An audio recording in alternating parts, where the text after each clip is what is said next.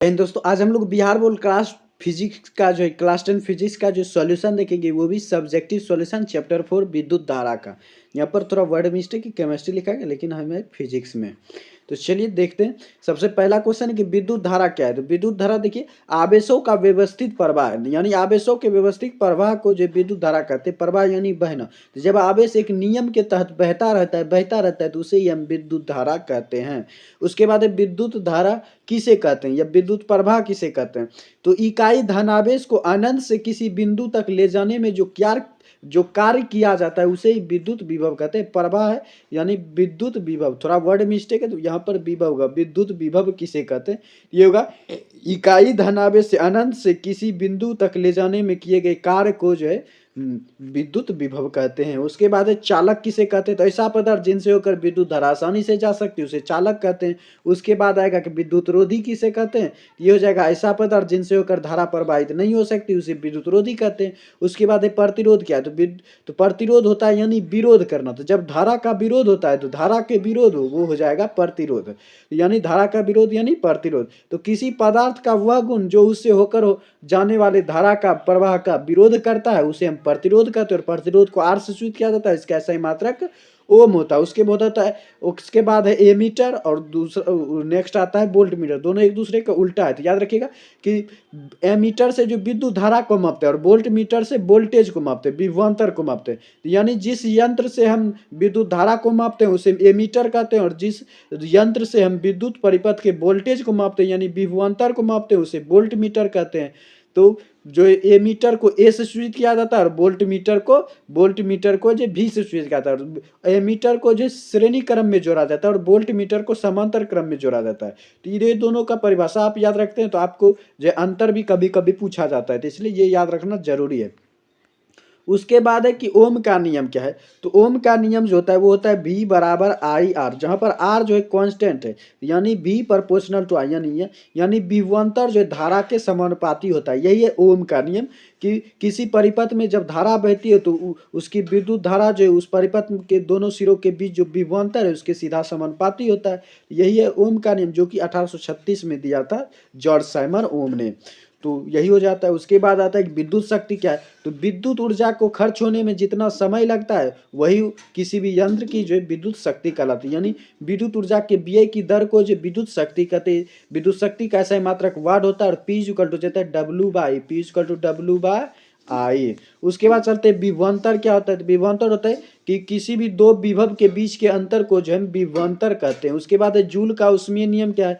तो यदि एक ही विभवांतर के दो प्रतिरोधकों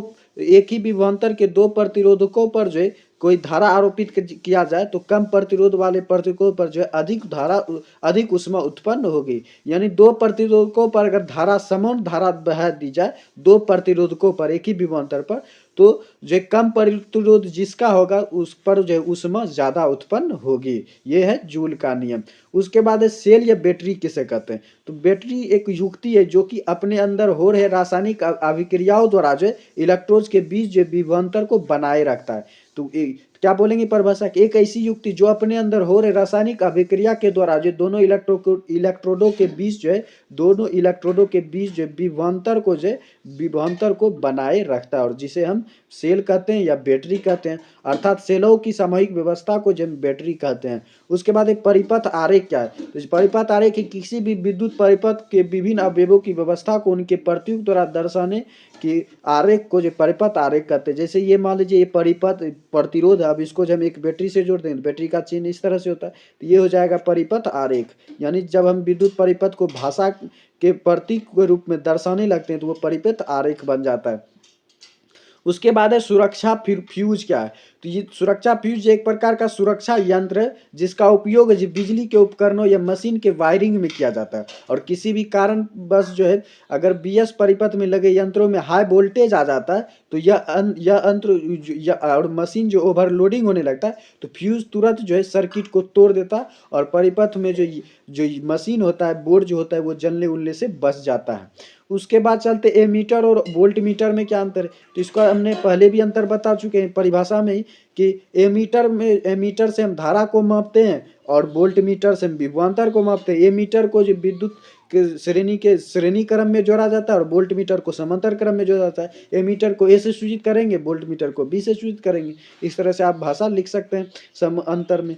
उसके बाद एक श्रेणी क्रम क्या है, तो श्रेणी क्रम क्या है, जब हम किसी भी चीज़ को, जैसे घर में होल्डर ही है तो होल्डर मान लीजिए 3 होल्डर है, मान लेते ये 3 होल्डर है, तो श्रेणी क्रम क्या होगा, तो हर चीज़ में 2 तार होते हैं, तो 2 तार होते हैं, एक प्लस एक माइनस, तो एक तार को इस तरह से जोड़ेंगे, इस तरह से जब जोड़ेंगे हम, तो जो है ये श्रेणी क्रम कहलाता है। यानी प्रतिरोध का जो दूसरा सिरा है, प्रतिरोध का जो दूसरा सिरा है, ये दूसरे प्रतिरोध के यानी दूसरे होल्डर के जो पहले प्रतिरोध से जुड़ा हुआ है, और फिर दूसरे होल्डर का जो दूसरा तार है वो तीसरे होल्डर के पहले तार से जुड़ा हुआ है। यानी जो है ये श्रेणी क्रम हो जाता है। यानी लाइन बाय लाइन अगर हम जोड़ते हैं तो ये हो जाता है श्रेणी क्रम। कि श्रेणी क्रम में क्या होता है कि धारा जो है हमेशा निश्चित रहती है, धारा जो है वो निश्चित रहती है, तो वो जो श्रेणी क्रम हो जाता है। और समांतर क्रम में क्या है कि विभवांतर निश्चित होता है, विभवांतर निश्चित होता है। श्रेणी क्रम में धारा निश्चित होती है और समांतर क्रम में विभवांतर निश्चित होती है। तो इसमें भी 3 होल्डर लेते हैं, तो इसमें भी 3 होल्डर है, इसमें भी 2 तार होंगे, इसमें भी 2 तार होंगे, इसमें भी 2 तार होंगे।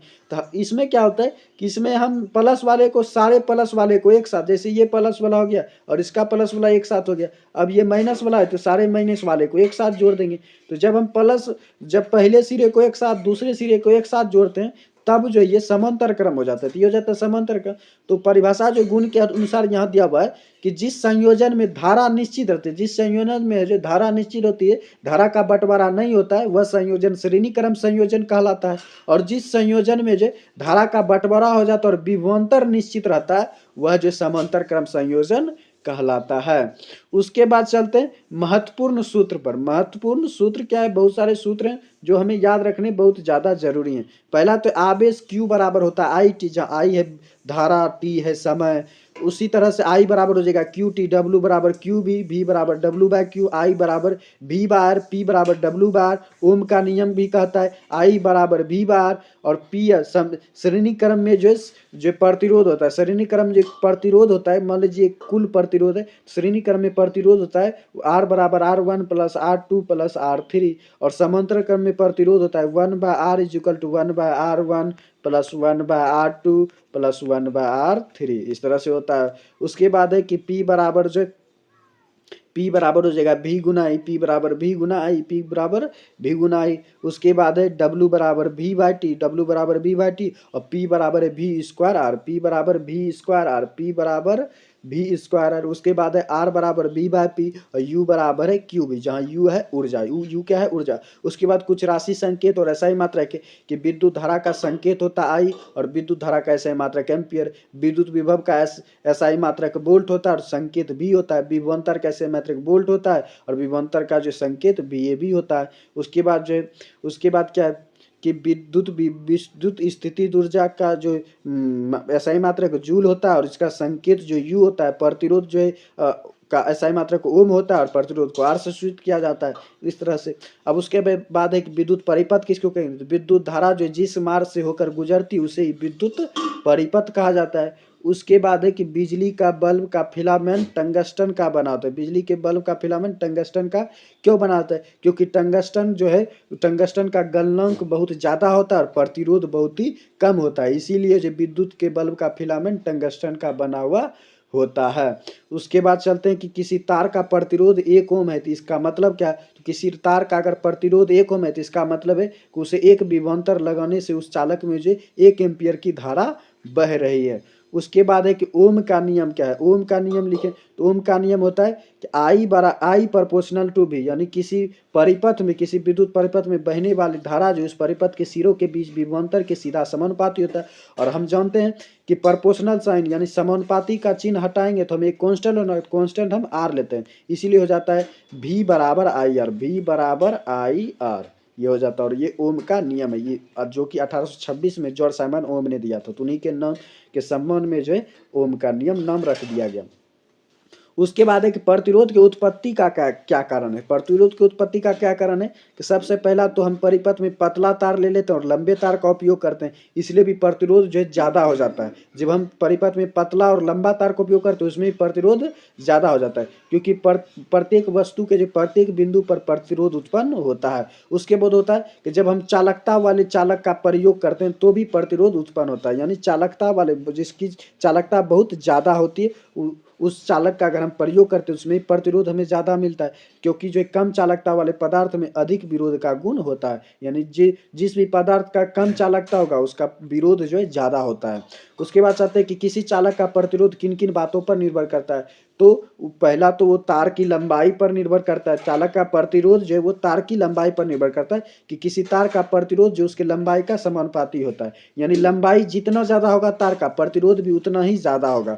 और उसके बाद है कि तार की मोटाई, तार जितना मोटा होगा प्रतिरोध उतना ही कम होगा, तो तार जितना पतला होगा प्रतिरोध उतना ही ज़्यादा होगा। उसके बाद कहता है चालक पदार्थ, यानी विभिन्न तारों का पदार्थों का तार जो समान लंबाई और समान मोटाई का हो तो उसका प्रतिरोध भी जो अलग अलग होता है, इसलिए पदार्थ चालक है या नहीं वो भी देखना जरूरी होता है। उसके बाद चलते चालक का ताप। चालक का ताप क्या होता है, ताप बढ़ने पर चालक का प्रतिरोध भी बढ़ता है और ताप घटने पर चालक का प्रतिरोध भी घटता है।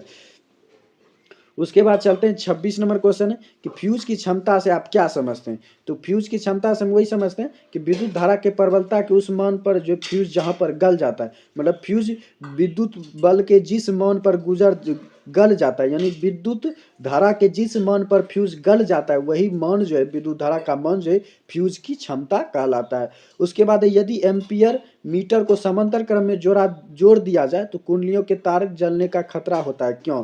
तो वो इसलिए होता है क्योंकि दो युक्तियों को किसी परिपथ में जो समांतर क्रम में जोड़ने पर जो कम प्रतिरोध वाली युक्ति से अधिक धारा बहने लगती है, कम प्रतिरोध वाली युक्ति से ज़्यादा धारा बहने लगती है, और यही कारण होता है कि एम्पियर में मीटर का प्रतिरोध जो बहुत ही कम होता है। एम्पियर मीटर में जो प्रतिरोध बहुत ही कम होता है, लेकिन समांतर क्रम में जोड़ने से जो धारा का मान बहुत ही ज़्यादा हो जाता है और इसीलिए जो यंत्र के जलने का खतरा बढ़ जाता है।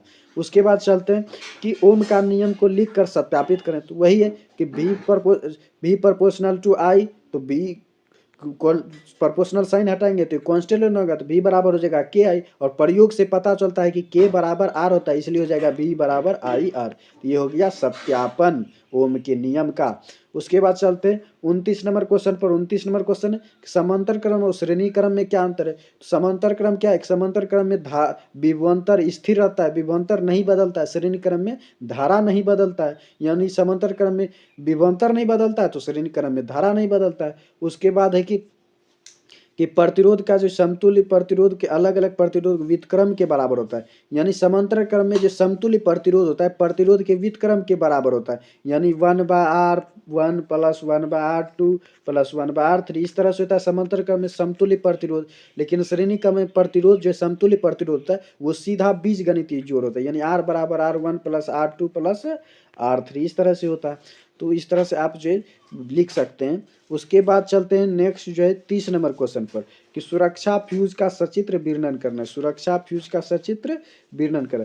तो फ्यूज सुरक्षा जो एक युक्ति है, फ्यूज सुरक्षा जो एक युक्ति जिसमें कि दो बटन होता है, एक यहाँ पर एक यहाँ पर, यहाँ पर पतले तार से एकदम जोड़ दिया जाता है। आप बोर्ड वोर्ड में देखते होंगे घर में भी फ्यूज कैसा होता है, तो उसे चित्र के अनुसार दर्शा देना है। फ्यूज सुरक्षा एक ऐसी युक्ति इसमें बिजली के उपकरणों मकानों में बिजली के धारा को ले जाने के लिए परिपथ में लगाया जाता है, और जो है इसे कांच की नली या इन्हें चीनी मिट्टी या प्लास्टिक से ढके उपकरण होते हैं जिसे फ्यूज कहा जाता है। जिसे क्या कहा जाता है, फ्यूज। इसमें जस्ता लैंड या टीन की मिश्र धातु का तार लगाता है। तो जो एक छोटा सा जब आप दुकान में देखेंगे तो 2 रुपये में आपको फ्यूज देगा। तो ये इस तरह से होता है, ये इस तरह से होता है, रंग बिरंगी रंग से रंगा हुआ होता है। तो इसकी प्रतिरोधकता जो बहुत ही ज़्यादा होता है और गलनांक जो इसका बहुत ही कम होता है, और किसी कारण से जो धारा में लगे परिपथ में अगर बहुत ज़्यादा वोल्टेज आता है तो अधिक वोल्टेज के कारण ये जो है टूट जाता है, खराब हो जाता है, जिससे कि वो धारा ओवरलोड नहीं हो पाता है और सामान जो हमारा विद्युत उपकरण जितना भी वो जलने से बच जाता है। उसके बाद चलते हैं कि विद्युत बल्ब का जो है सचित्र वर्णन करना है। विद्युत बल्ब का हमें सचित्र वर्णन करना है। क्या करा, एक विद्युत बल्ब में टंगस्टन के एक पतले तार का एक छोटी जो है ऐठी हुई पतले जो है कुंडली होती है। जैसे कि ये बॉल है, मान लेते ये बॉल है, ये बॉल है और यहाँ पर जो इस तरह से जो होता है, और ये जो इस तरह से ऐठा हुआ रहता है, यही है टंगस्टन का बना हुआ जो पतली कुंडली। तो टंगस्टन का जो पतली कुंडली था, और यही इसका चित्र है। तो इसमें करा कि इसमें जो तंतु, इसे जो तंतु या फिलामेंट कहते हैं, इसे क्या कहते हैं, तंतु या फिलामेंट, जो कि बल्ब के अंदर रहता है, जो बल्ब के अंदर रहता है। और बल्ब के अंदर निम्न दाब पर जो बल्ब के अंदर जो है नाइट्रोजन और आर्गन निष्क्रिय गैस भरा हुआ रहता है। यह यदि फिलामेंट में हवा के माध्यम से धारा प्रवाहित की जाएगी तो यह हवा ऑक्सीजन से ऑक्सीकृत होकर भूंगर हो जाएगी और टूट जाएंगी, इसलिए फिलामेंट कवच बल्ब के व्यवस्थापित में रहता है। यानी कि नाइट्रोजन और आर्गन निष्क्रिय गैस इसलिए बल्ब के अंदर भरे जाते हैं ताकि वो धारा जो है वो टूटे ना, क्योंकि धारा ऑक्सीजन से ऑक्सीकृत होकर जो है वो जो भंगुर हो जाएगी, यानी बिखर जाएंगी और हमें जो दिखाई नहीं देगा। इसीलिए बॉल को जो शीशे से ढक दिया जाता है फिलामेंट को पूरी तरह से, और नाइट्रोजन गैस भर के। तो इस तरह से हो जाता है। और जो बल्ब का जो अंदर जो टंगस्टन का फिलामेंट इसलिए बना जाता है क्योंकि इसका गलनांक बहुत ज़्यादा आता है, क्योंकि गलनांक जब तक गलेगा नहीं तो जो प्रकाश निकलेगा नहीं, तो इसलिए गलना बहुत जरूरी होता है ताकि प्रकाश ज़्यादा से ज़्यादा निकले। और यह बिना गले जो 27 डिग्री सेल्सियस का श्वेत ताप प्राप्त कर सकता है। टंगस्टन इतना मजबूत होता है कि यह बिना गले जो है 2700 डिग्री का श्वेत ताप उत्पन्न कर देता है। और चूंकि टंगस्टन का प्रतिरोध बहुत ही कम होता है, इसलिए पतला और लंबा तंतु लेना पड़ता है ताकि प्रतिरोध अधिक और ऊष्मा अधिक उत्पन्न करे।